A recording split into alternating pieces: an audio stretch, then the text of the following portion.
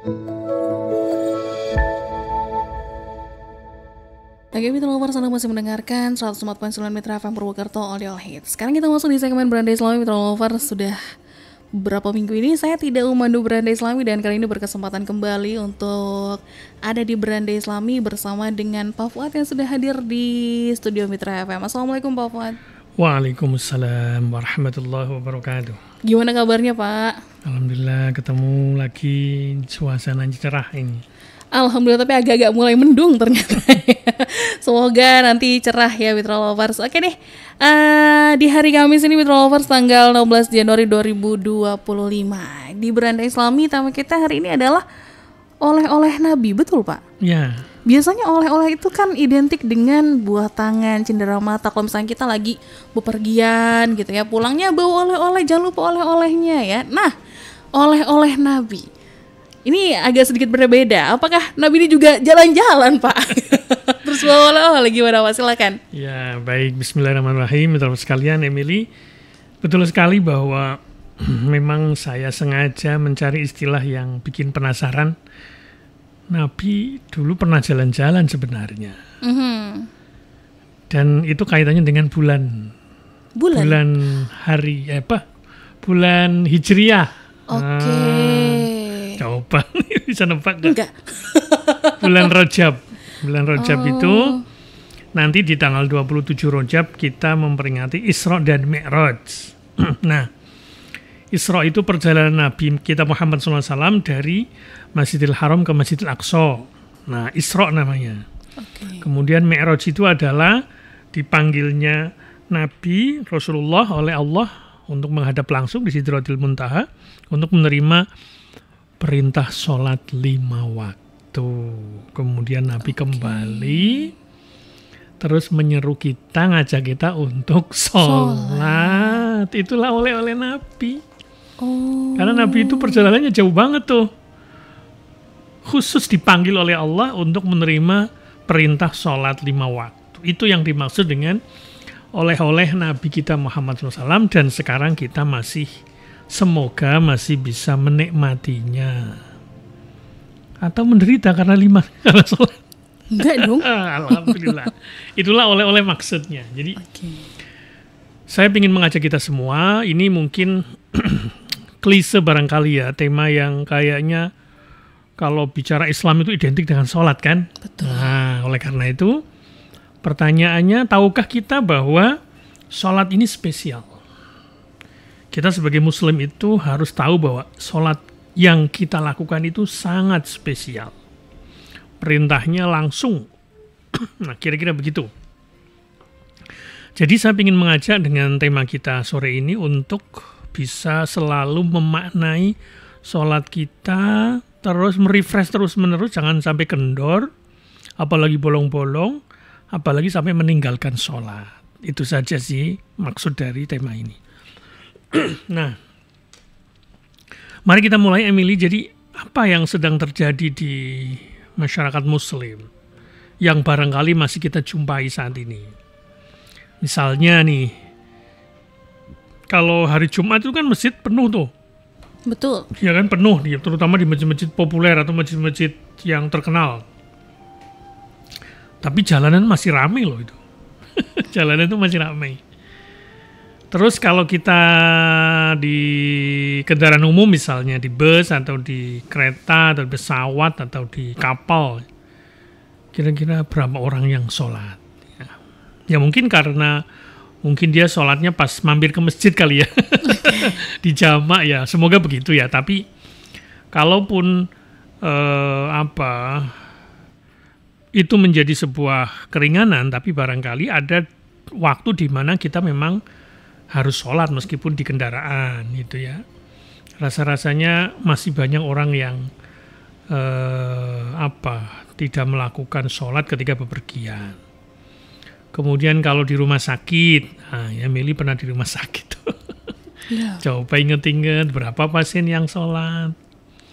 Nah itu kalau memang masih sedikit ya itu berarti umat Islam masih punya pemahaman yang salah. Kalau sakit itu seolah-olah sholatnya nanti aja kalau sembuh. Ya kalau sembuh, kalau terus bablas. Iya ya. Padahal sakit itu tetap bisa sholat meskipun dalam kondisi sakit, dengan kondisi misalnya mungkin tidak bisa bersuci secara sempurna, tidak bisa berdiri, dan nggak masalah, itu tetap sholat. Nah, pertanyaan berikutnya, kita yang nggak kemana-mana, nggak bepergian, nggak sakit, nggak di kendaraan, yang sudah biasa sholat di rumah, di masjid, ini sindiran buat kita semua. Apa betul kita sudah benar-benar sholat? Nah, kira-kira begitu. Jadi pertanyaannya, oleh-oleh Nabi yang sudah kita kerjakan sejak kecil itu, kira-kira sudah kita dirikan atau sekedar melaksanakan tanpa peningkatan? Ini saya sendiri juga merasa tersindir ini, Mbak. Oke. Jadi ini bareng-bareng menyindir diri kita sendiri. Menyindir berjamaah supaya sholat kita senantiasa terjaga. Jadi begitu Mbak, jadi jangan salah paham, saya ngomong begini bukan berarti saya sholatnya sudah bagus, ya, tapi bareng-bareng rasa-rasanya kita memang perlu terus-menerus supaya tetap semangat sholatnya itu, dalam kondisi apapun. Di tengah persoalan apapun, jangan sampai kita meninggalkan sholat. Nah, kira-kira begitu ya. Dan jangan kemudian sholat itu kesannya kayak apa ya, momen di mana kita hanya sekedar karena butuh untuk misalnya untuk dunia, mau cari pekerjaan baru sholatnya kenceng, mau cari jodoh, mau cari apapun itu, kalau ada hajat itu baru sholat, kalau enggak misalnya begitu. Itu jangan sampai seperti itu. Kondisi apapun, mau kondisi bahagia, mau kondisi sedih, kita tetap harus sholat. Karena sholat itu adalah sebuah oleh-oleh dari Nabi yang itu menjadi perintah spesial, ibadah ritual yang menjadi ukuran kita ini muslim atau tidak. Kira-kira begitu. Dan itu adalah bentuk syukur kita, Mbak. Jadi kalau sholat itu jangan dikaitkan dengan kekayaan. Terus jangan seolah-olah begini, ya Allah, aku sudah sholat nih, sudah jengklat-jengklit tiap hari, 5 waktu, belum sunnahnya. Jangan sampai dalam hati kita itu ada perasaan kayak gini, Mbak. Mana pahalanya? Jangan sampai begitu. Kok aku hidupnya begini-begini saja? Nah, kayak gitu. Banyak orang begitu, meskipun nggak sadar. Betul. Oh itu, dia itu sholatnya rajin ya, tapi kok hidupnya melarat. Ada loh beneran emang. Miskin gitu terus. Oh dia tuh nggak sholat tuh, tapi kok kaya ya. Nah, kalau kita termakan oleh logika yang sesat seperti itu, parah kita itu. Jangan sampai seperti itu. Jadi, meskipun barangkali hidup kita pas-pasan, tidak gede-gede amat gajinya, kemudian kita juga punya kendaraan yang sederhana, tetap bisa bersyukur. Kita punya badan yang sehat, kita masih punya umur. Itu kita syukuri dengan cara sholat. Nah, itu penting. Jadi saya masih ingat ya, ada dialog yang menurut saya menarik ya. Kalau nggak salah dulu ada sinetron namanya Kiamat Sudah Dekat. Yeah. Ada tokoh Pak Haji kan, putrinya namanya Sarah, disenangi oleh rocker namanya kalau nggak salah Fandi, ya kan, yang diperankan oleh Andre Taulani. Dan yang masih saya ingat betul itu, karena ini mau mendekati anaknya Pak Haji, jadi Andre Taulani itu kayak jadi kepingin mendalami Islam, termasuk dia ngajak keluarganya ngaji. Oh iya. Nah ya, jadi sampai keluarganya Fandi ini mengundang guru ngaji untuk ngajari ibunya dan bapaknya, terutama ibunya waktu itu di film itu. Nah ibunya ini meskipun muslim tampaknya nggak sholat. Nah kira-kira gitu. Jadi sinetron ya, nggak apa-apa ya. Nggak apa-apa. Contoh ini contoh. Contoh. Ini kadang kita ikut tersindir. Nah ustadz pertama itu agak tua orangnya dan agak kolot gitu. Jadi ibunya nggak cocok sama ustadz yang tua itu. Kayaknya pandangannya kaku gitu. Akhirnya diganti ustadz yang baru, yang muda. Nah dalam dialog itu yang saya masih ingat itu, ibu itu nanya ke ustadznya, dan ustadznya nggak marah ditanya begitu. Apa tuh? Ibunya kayak gini, Ustadz, saya sudah punya rumah, saya sudah punya kendaraan, segalanya sudah punya, buat apa saya sholat? Ya kan, ternyata yang kita sampaikan tadi di awal betul kan? Yeah. Orang mengaitkan sholat itu dengan perolehan dunia. Si Ustadz ini nggak marah ditanya begitu tuh. Ini kan sebuah kejujuran ya. Nah, Ustadznya itu kemudian tanya balik ke ibu itu. Loh, justru itu Bu. Beliau bilang begitu. Ibu itu sudah punya anak baik ya. Meskipun rocker tapi kan baik ya. Cantik kan, kebetulan anaknya 2 tuh, yang satu perempuan itu. Punya suami baik, nggak selingkuh, kira-kira kayak gitu. Punya rumah, punya keluarga yang harmonis. Gitu. Kenapa nggak ibu nggak pengen bersyukur kayak gitu? Apa ibu nggak pengen berterima kasih ke Allah? Itulah sholat. Nah, singkat kata, dalam sinetron itu, ibu itu kayak terharu, kayak tersadarkan. Oh iya ya, kayak gitu. Justru sholat itu adalah bentuk dari rasa terima kasih kita kepada Allah, rasa syukur kita. Ya, meskipun boleh jadi mungkin kita tidak punya mobil seperti keluarganya si rocker ini, tapi kan kita masih diberi kesehatan, kita masih diberi keluarga, masih diberi siapapun lah, terserah. Kita masih diberi fasilitas, kita masih punya HP. HP-nya canggih lagi kayak si Emily ini misalnya. Loh, sementara yang di luar sana HP-nya jadul-jadul, ya kan? Kira-kira begitu. Itu contoh Mbak Emily. Ya. Jadi mari kita rubah paradigma kita tentang sholat. Ini oleh-oleh Nabi yang harus kita jaga betul. Nah, kira-kira begitu. Dan mungkin kita akan tercengang ya. Apakah kita masih perlu mendiskusikan sholat ini? Kayaknya sudah jelas. Nah, jawaban saya, sholat ini adalah pelajaran yang harus selalu kita perbaharui diskusinya, apapun lah kesadarannya dan seterusnya. Dan dibutuhkan oleh umat Islam kita ini. Terutama yang masih enggan sholat, tidak tahu caranya, atau ngerjain tapi keliru barangkali. Maka kita belajar lagi sholat kita. Barangkali selama ini kita baru ngerjain, karena kadang-kadang. Dan sholatnya belum ngefek. Nah, ini yang menjadi PR besar kita ini. Apakah sholat kita udah ngefek?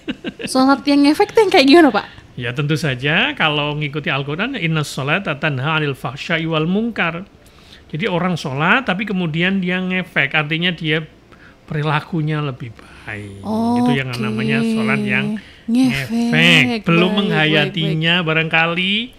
Cuma sekedar ya menggugurkan kewajiban saja. Nah, yang begini-begini perlu kita rubah bareng-bareng supaya sholat itu semakin lebih terasa bermakna. Sehingga oleh-oleh Nabi yang sudah 1000 tahun lebih yang lalu itu tetap harus kita jaga sampai mati. Kira-kira begitu, Pak. Itu pengantar dari saya. Oleh-oleh Nabi itu adalah kerjakan sholat, karena itu oleh-oleh perjalanan Nabi waktu Isra dan Mi'raj. Baik. Oke, Mitra Lovers, sedia ya tema kita hari ini yaitu oleh-oleh Nabi. Jadi gimana kalau misalnya Anda ada pertanyaan, silakan langsung tanyakan saja pada Pak Fuad ya. Kayak jangan ke saya. Tapi lewat saya. Boleh silakan di 0813-2615-1049 atau di 621-621. Jangan kemana-mana Mitra Lovers, karena kita akan kembali sesaat lagi. Commercial break.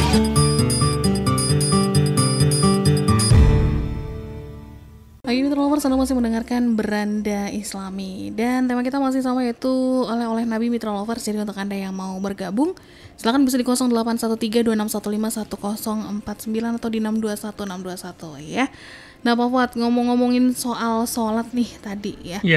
Kalau nggak salah baca, dulu kayaknya saya pernah baca kalau sebenarnya sholat itu nggak sesingkat sekarang. Jadi kayak kan kita kan sholat cuma berapa rakaat doang gitu kan. Tapi dulu katanya sebenarnya lebih banyak dari itu. Emang ya? 55. Oke. Sebenarnya belum final waktu itu kan, secara ya mungkin ini sebuah pelajaran. Jadi awalnya itu ada yang menyebut 50, ada yang 55. Tapi kemudian istilahnya Nabi kita itu nawar karena diberi saran oleh nabi-nabi yang beliau temui sebelumnya. Oke. Jadi Nabi kita Muhammad SAW itu ketika Mi'raj itu dalam perjalanan itu ketemu nabi-nabi yang lain dari mulai Adam dan seterusnya, termasuk Nabi Musa. Nah, Nabi Musa ini yang diriwayatkan menyarankan kepada Nabi untuk, ya intinya Nabi itu supaya bisa minta diringankan, jangan sampai 50 atau 55 waktu. Terlalu berat. Akhirnya dijadikanlah 5.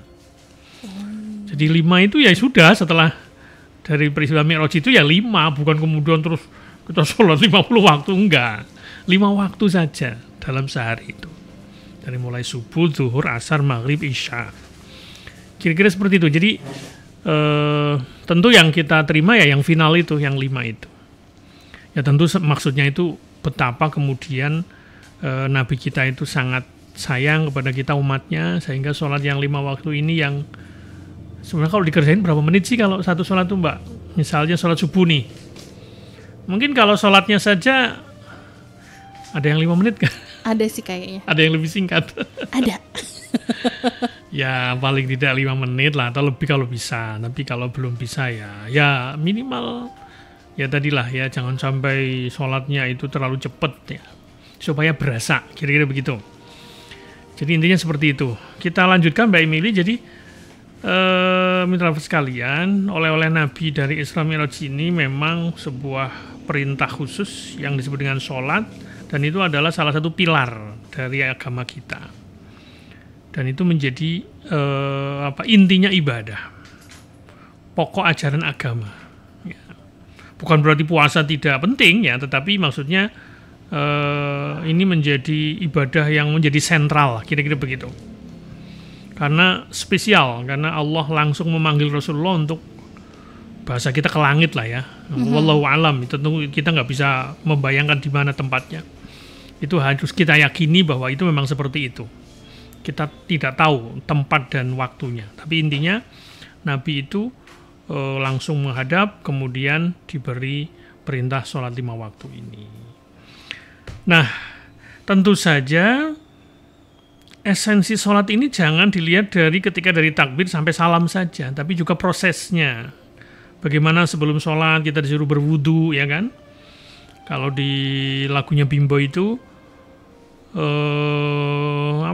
judulnya lupa saya. Kita basuh, misalnya mulut kita, supaya pembicaraan kita, dosa-dosa yang ada di mulut kita itu bisa terhapus. Kemudian hidung, kemudian telinga, kemudian telinga itu berarti disucikan pendengarannya dulu.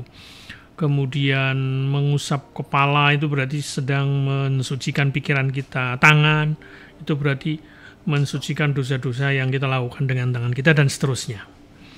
Jadi sholat itu serentetan di mana kita menghadap Allah dengan permulaan penyucian diri kita melalui apa yang disebutkan wudu, ya kan, di mana anggota-anggotanya itu adalah menunjukkan bahwa kita dalam kehidupan sehari-hari itu kita melakukan hal-hal yang barangkali ternodai atau sesuatu yang tercela. Nah, itu harus kita hapuskan dulu lewat wudu itu. Kira-kira begitu. Jadi sholat ini spesial ya. Ibaratnya kita kalau mau menghadap presiden itu kan harus siap-siap ya. Harus rapi, harus mandi, harus macam-macam. Itulah mengapa kalau menghadap Allah ya sholatnya tetap harus, kalau bisa ya pakai yang terbaik gitu ya, kondisikan. Kenapa wudu dulu? Supaya kita pikirannya fresh. Tubuhnya juga kayak kerasa fresh kan kalau wudu dulu. Tapi kalau nggak pakai wudu gimana itu? Itu contoh rahasia-rahasia di dalam sholat itu. Nah, intinya sholat ini adalah kewajiban yang harus dilakukan oleh umat Islam yang sudah mukallaf. Mukallaf itu artinya dia secara usia sudah baligh ya. Kira-kira kalau ukurannya, kalau laki-laki sudah mimpi basah, kalau perempuan sudah menstruasi. Meskipun dia baru kelas 3 SD, 4 SD, tapi sudah menstruasi berarti dia mukallaf. Selama dia tidak mengalami gangguan mental. Nah, itu berarti mukallaf namanya. Maka sholat itu harus dibiasakan oleh keluarganya, orang tua terhadap anak-anaknya juga sejak kecil, sejak usia 7 tahun. Kalau perlu malah sebelum itu. Bahkan ada hadis yang mengatakan kalau sudah 10 tahun kau masih ninggal sholat, kita sebagai orang tua boleh memberi hukuman. Ya mungkin pukulan, tapi pukulan yang tidak menimbulkan darurat atau penderitaan, kira-kira begitu. Jadi sekali lagi mitra sekalian, sholat ini adalah pilar. Ya, pilar, ibarat bangunan itu kalau nggak ada pilarnya itu bisa ambruk. Ya, agama kita ini kan hancur kalau tidak pada sholat kita sebagai umatnya. Kemudian sholat ini spesial juga Mbak, itu adalah pembeda. Ibarat garis itu, garis demarkasi yang memisahkan antara orang yang muslim dan non-muslim. Ya. Antara mukmin dan kafir itu perbedaannya adalah sholat atau tidak. Itu spesialnya di situ. Okay. Jadi kalau kita ngaku muslim, maka salah satu cirinya adalah sholat. Ya. Jangan sampai kita mengklaim sebagai seorang muslim tapi tidak sholat. Ya. Tentu klaim kita ini dipertanyakan. Oleh karena itu melalui peristiwa Isra Mi'raj yang terjadi di 27 Rajab yang akan datang ini, kita harus senantiasa menjaga ibadah yang satu ini.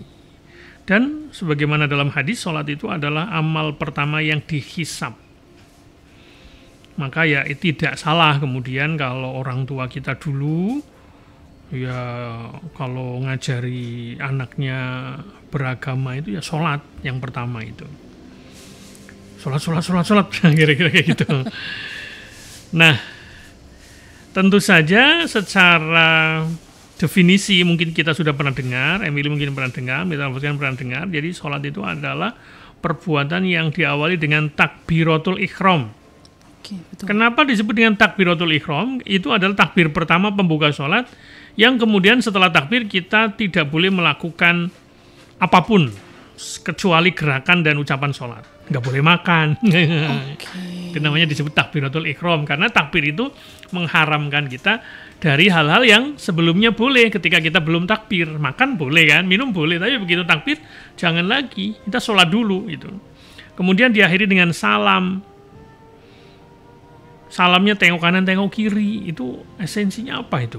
Iya ya. Menarik itu. Itu esensinya setelah sholat, jangan lupa kita harus bertegur sapa, bersilaturahim dengan orang-orang di sekitar kita. Begitu. Jadi, mitra sekalian, pokoknya intinya jangan pernah kehabisan motivasi untuk sholat. Karena sholat itu sepenting kita makan dan minum, Mbak. Kalau kita sudah merasakan itu berarti sudah bagus, sudah lumayan. Jadi kalau misalnya suatu saat kita bepergian atau sedang lagi sibuk gitu, kok belum sholat itu kayaknya seperti belum makan dan belum minum. Itu kebutuhan rohani itu. Kalau makan dan minum itu kan secara instingtif, kalau kita nggak makan kan lapar ya. Betul. Bisa nggak kita rasakan kalau belum sholat itu ada yang kurang rasanya? Semoga bisa ya. Semoga. Nah, itu namanya kebutuhan rohani.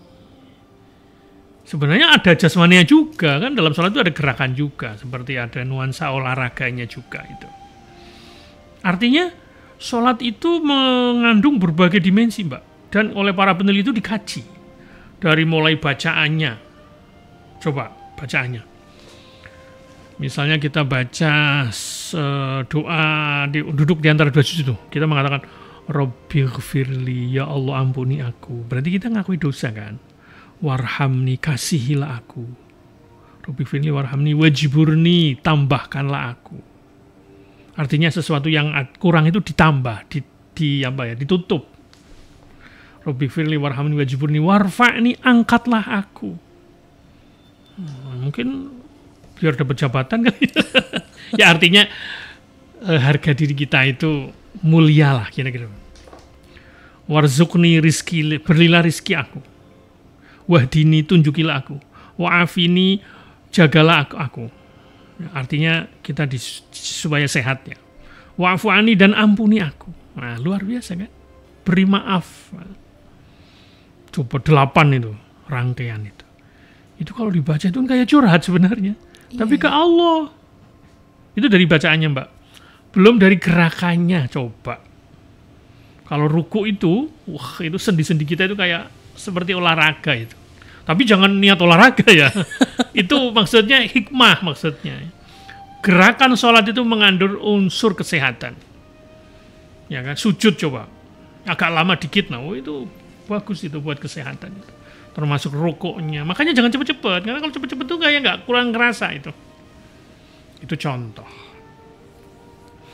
Insya Allah kalau sholat kita baik, ya semoga kita sudah mengarah ke sana ya gerakannya. Tidak kecepatan, ya tidak seperti dulu tuh orang tua saya punya istilah kinjeng cewok, Mbak. Apa? Kinjeng cewok itu istinja. Oke. Tahu kinjeng kan? Ya, capung. Capung itu kalau terbang dia mau ke air tuh, dia langsung gitu. Langsung naik lagi. Naik lagi. Nah itu seperti kita ruku sebentar langsung naik gitu. Kayak gak dirasakan itu. Sujud juga sebentar kayak gitu. Itu namanya. Tapi ada loh Pak yang di daerah mana yang memang sholatnya tuh kayak cepet banget gitu loh Pak. Ya. Itu apa tuh Pak? Ya memang mungkin secara formal mungkin terpenuhi ya. Yang penting kan tumak nina, berhenti sebentar. Cuman masalahnya kan apakah kita mau seperti itu sholatnya. Nah. Padahal kan coba kalau dibaca doanya itu butuh perenungan loh, butuh penghayatan loh. Ya. Subhana rabbiyal a'la, maha suci Tuhanku yang maha agung. Coba kok cuma sebentar aja, gimana itu? Ya tapi ya jangan lama-lama, kasihan juga apalagi kalau kita jadi imam gitu ya, kira-kira seperti itu. Ya semampunya lah ya, tapi yang jelas nggak bisa sholat itu kemudian kayak silat. Sholat apa silat? Jadi insya Allah kita berdoa semoga dengan sholat kita itu kita menjadi orang yang sehat secara psikis terutama ya jiwanya dan juga fisiknya karena dengan gerakan yang benar. Itu banyak penelitian lah pokoknya. Silakan di googling ya, googling banyak sekali. Salah satunya adalah dokter namanya Asabu, tulisannya Sabue. Ya. Jadi ini adalah dokter Muslim yang taat yang mencoba membuktikan kebenaran ajaran Islam khususnya masalah gerakan sholat dari awal sampai akhir. Oke. Di dalam sholat itu ada hormat juga loh Mbak kan? Hah? Ya, ini tangan dua ini. Oh. Nah, ini hormat kan? Itu contoh. Ruku itu seperti kalau orang Jepang itu kalau agama apa ya Shinto atau itu dia kan kayak gini menunduk. Nah, Oh iya. jadi itu merangkum semua gerakan persembahan atau peribadatan. Oke, Ya kan? ya. Cuma sampai ke tanah malah sujud itu luar biasa kan? Dimana dalam sujud itu mohon maaf ya pantat kita itu lebih tinggi daripada otak kita, dari kepala kita. Itu kan menunjukkan luar biasa itu kita merendahkan diri di hadapan Allah. Ada juga kalau mau baca nih ya, ada buku judulnya Psikologi Sholat. Ya. Nah, karangan Sentot Haryanto. Dalam buku Psikologi Sholat itu dibahas. Jadi sholat itu mengandung unsur terapi ternyata. Salah satunya adalah dengan autosugesti. Yaitu dengan doa-doanya itu kayak menjadi sugesti. Misalnya, Bismillahirrahmanirrahim dengan menyebut nama Allah yang Maha Pengasih lagi Penyayang. Alhamdulillahirabbil alamin, segala puji bagi Allah Tuhan semesta alam. Itu sugesti itu buat kita. Iyyaka na'budu, hanya kepadamu kami menyembah, wa iyyaka nasta'in, dan hanya kepadamu kami mohon pertolongan. Itu contohnya seperti itu. Autosugesti. Ada juga unsur relaksasi. Coba ketika kita rukuk itu relaksasi itu. Kayak unsur olahraga itu. Ya kan? Ya. Kemudian unsur apa lagi? Belum sebelum sholat kita wudhu, itu namanya hidroterapi, terapi air. Dirasakan itu Mbak ketika kita mendatangkan air ke wajah kita, ke tangan kita. Jangan cepet-cepet, kurang dihayati nanti nggak ngefek lagi. Nah kira-kira begitu. Jadi mitra sekalian, mari kita tingkatkan di bulan Rajab ini kualitas sholat kita mungkin lebih khusyuk lagi, lebih sesuai dengan ya rukunnya, sunnahnya jangan lupa. Tapi ya tentu saja kita nggak bisa mengklaim kita sholatnya sudah sempurna, tidak. Saya termasuk saya di sini hanya ngajak semoga ini bermanfaat, termasuk diri saya sendiri. Saya menyindir diri saya sendiri, sholatnya masih kurang, masih ya mungkin kurang khusyuk, kurang ikhlas sholatnya, masih merasa terbebani, hanya menghilangkan kewajiban saja. Jadi itu yang dimaksud dengan mendirikan sholat. Jadi kita melakukan tapi dengan penuh penghayatan, dan otomatis setelah itu kita harus berpikir tentang setelah sholat kita harus berefek pada perilaku kita. Itu yang disebut mendirikan sholat. Jadi kalau ada orang sholat tapi setelah itu kemudian perilakunya tidak mencerminkan makna sholat, itu berarti dia baru melaksanakan, belum mendirikan. Kira-kira seperti itu. Jadi banyak umat Islam yang kelihatannya sholat tapi belum mendirikan sholat. Bahkan mungkin kelihatannya sholatnya lama, jidatnya hitam, gitu ya. Tapi belum menghayati arti dan tujuan sholat. Bahkan ini disindir oleh Allah dalam surat Al-Ma'un. Ara'aitalladzi yukadzibu biddin. Tahukah kamu siapa orang yang mendustakan agama? Fadzalikal-ladzi yad'ul yatim. Itulah mereka yang menghadik anak yatim. Kemudian fawailul lil musallin. Celakalah bagi orang-orang yang sholat.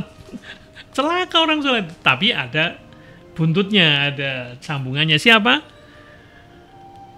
Alladzina hum an sholatihim sahun. Yaitu orang yang melalaikan, melupakan makna sholat. Gitu ya. Kira-kira seperti itu. Jadi orang yang lalai sholat itu, dia kelihatannya sholat, tapi sholatnya tidak berefek pada perilaku sehari-hari, pada karakter mereka sehari-hari. Kemudian tidak peduli kepada anak yatim, tidak peduli kepada orang yang miskin, ya. Nah, itu contoh beberapa fenomena yang menjadi kritik kita bersama, bahwa meskipun kelihatannya kita sudah sholat, tapi barangkali masih banyak hal yang perlu ditingkatkan. Begitu Mbak, nanti kita lanjutkan kembali. Oke, Mitra Lovers, itu dia lanjutan dari pembahasan kita sore hari ini, yaitu oleh-oleh Nabi. Ya, masih ada satu sesi lagi Mitra Lovers, jadi silakan untuk Anda yang mau bergabung bisa di 081326151049 atau di 621621. Jangan kemana-mana, kita akan kembali sesaat lagi. Commercial break.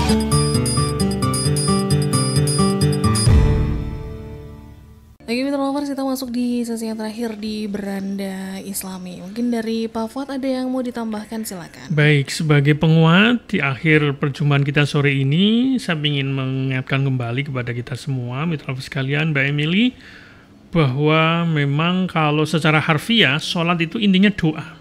Jadi kalau ditanya sholat itu apa kata lainnya? Doa.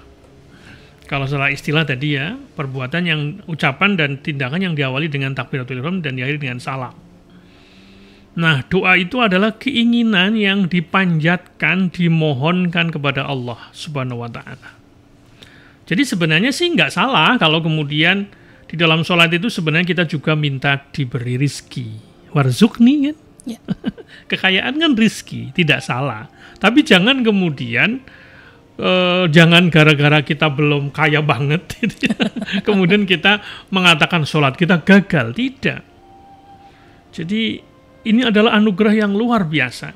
Jadi dalam kondisi apapun, mari kita belajar untuk tetap sholat. Jangan sampai kita sholatnya kalau pas lagi bahagia atau pas sedih saja, jangan. Kita kalau sholat itu ketika memohon itu harus merasa lemah di hadapan Allah. Jangan merasa sombong. Jangan merasa hebat, jangan. Tapi merasa lemah, butuh.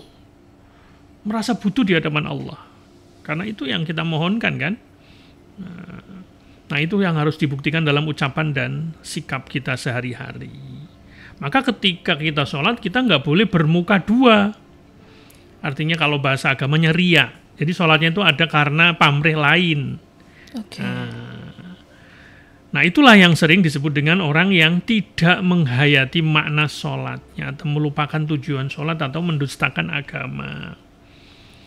Jadi kan kita nih, kalau kita diriin sholat itu berarti kita itu merasa butuh kepada Allah dan kita ingin dibantu, ya kan? Maka kalau kita sudah butuh kepada Allah, maka Allah kan merintahin kita nih, nyuruh kita untuk membantu sesama. Di dalam surat Al-Maun itu disebut ada yatim, ada miskin. Nah, kita harus juga mengulurkan bantuan kepada yang lain. Ya, apalagi kita sudah diberi kelebihan rizki misalnya.